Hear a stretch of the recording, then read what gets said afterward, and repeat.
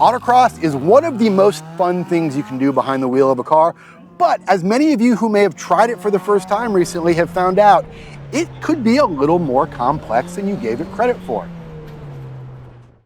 Luckily, we've got somebody who can maybe straighten some of those things out for you. Multi-time Autocross national champion, multi-time road racing national champion, multi-time professional road racing national champion, and a guy that I am very proud to call my longtime friend. You might know him from Haggerty's YouTube channel, where he is the co-host of Icons and Drag Racing with Jason Camissa. After all of that intro, Mr. Randy Pobst, it is an honor to have you on board with us today. JG, it's great to see you again. In the 80s, I started in autocross, learned really a lot about driving, and then went road racing. Well, everything I learned about driving in autocross translated to road racing. Autocross pays off if you decide to go road racing.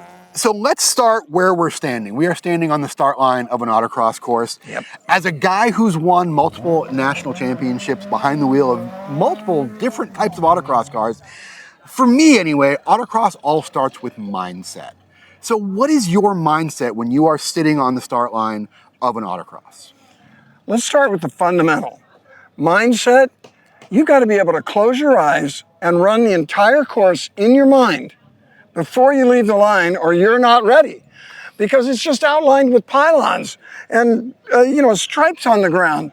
And it's critical that you know where you're going the whole way out there. If it's your first time, you can easily get lost. So walk the course several times without any company. Nobody with you, don't walk with your friends. It's fun, but it's distracting. You have to know the entire course, where to go the whole time. What you're doing now affects what's happening in 2 seconds. So what's happening now, you can't change it anymore. You determined that 2 or 3 seconds ago. So that's number 2 for autocross tips. Always be thinking a couple seconds ahead of where you are. You can't really look there, but you've got to be thinking about that, because tip number 3, they kind of go together, is to be preparing for the next maneuver. In autocross, that's so important because it all comes at you so fast. You got to be preparing for what's ahead. And it also involves knowing when to go a little slower and set up, and when to go and accelerate or go faster. Awesome. Well, that's a great cue to walk up to this first corner and kind of analyze how we're going to look at this course. You stressed the importance of walking a course beforehand. Let's go take a look at this first corner and see how we're going to approach that before we even get behind the wheel of the car. We see a lot of cones here, but not all of them matter necessarily. Not all of them really impact how we're controlling the car. How do you sort of distill down what the important cones are before you get that car on course? Well, autocross is a little bit of a connect the dots game. And in every corner, you want to start wide and be out down to the inside to make it as wide as possible. Well, there's usually just one pylon that's limiting how wide you can enter the corner, and one pylon that's limiting how tight you can come in the middle of it. Another thing that's interesting about this corner is that we see another one immediately after it. See how they're connected? It's actually an S-curve. And in autocross, every driving maneuver is connected to something else almost every time. But in this case, it does. So one has to compromise the first corner to be set up for a good exit out of the second corner. Always drive so that you're as fast as possible when you exit a maneuver, because that makes you faster all the way into the next maneuver. So by the time you get here, by the time you're committed here, where are your eyes at this point? You know what?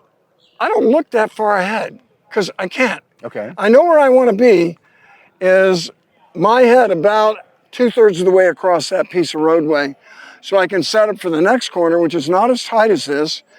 And I don't want to get too far out of the next corner either, because it's connected to an autocross. So my mind is thinking about where I need to be at the end of this maneuver, but my eyes are more on where I need to be at the middle of this maneuver. The mind leads the eyes if you're doing it right. The thing that still draws me back to autocross after all these years is there is not a single moment on an autocross course where you can afford to lose focus. You've got to be on every single, there's no straightaway where you can tighten your belts, where you can loosen your grip. You are always on for 45, 60 seconds. It is the most intense 45 or 60 seconds you'll ever have behind the wheel. It is intense, Yeah. and I love that. It doesn't look very fast, but get a ride in one. You can't believe what 35 mile an hour feels like when you're at 1.3 G in a corner trying to miss all these cones. So let's go. Fabulous. Let's walk up here because we have a slalom coming up, and that is a very important part of any autocross skill set, is mastering a slalom and mastering that transitional phase of cornering, which is very unique to autocross. Absolutely true, and I love the transitions. I love the slaloms, but they need to be driven in a completely different way than a corner. And the reason for that is a slalom, you turn left, right, like slalom skiing with a car. It's the same thing. But the left turn lasts until the right turn begins, or vice versa. And those things need to change immediately. So you need to go from cornering full left or full one way to cornering full the other way as fast as you can. And there's a lot of stuff going on dynamically and physically in that car during that transition period. So how do you teach yourself to manage what's happening there? Because a lot can go wrong in that transition period. You know, it takes a certain amount of skill to get a tire to its limit. It takes a very, I think, more specific and different skill set to transition that tire from one limit to the other limit that quickly. Tires can only do three things. Think about it. What are the three things a car can do when you distill it down to the basics? 1, turn. 2, accelerate. 3, decelerate. That's it. 3 things. Well, a tire can only do a lot of one of those at a time. You have 100% grip. If you're cornering as fast as you can, if you try to brake or accelerate, you're going to break that tire loose. You're going to say, tire, corner really hard. Now, brake. The tire's going to say, can't do that. And it slides. You ask too much of it. So when you're going through a slalom, you're turning the whole time. Left, right, left. So you can't do a lot of braking or a lot of accelerating. So that's a key to transitions or slaloms, is that you keep your weight balanced through that corner so that the tire can corner more than anything else. Which is generally going to mean keeping your speed steady, which is generally going to mean feeding a little bit of throttle, because you're going to be losing speed to that friction of cornering as you're pushing the car through. Exactly. So let's swing the camera around here and take a look into this slalom, JG.